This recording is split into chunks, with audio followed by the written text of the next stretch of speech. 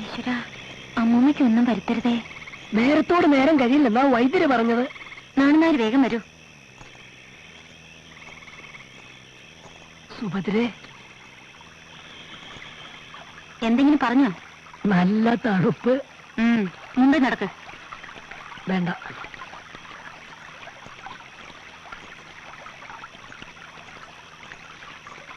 ഒന്നിങ്ങോട്ട് കേറാം. എന്താ പറഞ്ഞത്? അവിടെ ആരുമില്ല. കേട്ടോ?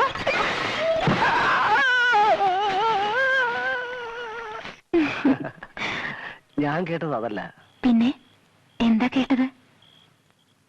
ഏതൊരാണിനെ അടിയറവ് പറയിക്കാനുള്ള കരുത്ത് നിനക്കുണ്ടത്രേ. മനസ്സിലായില്ല.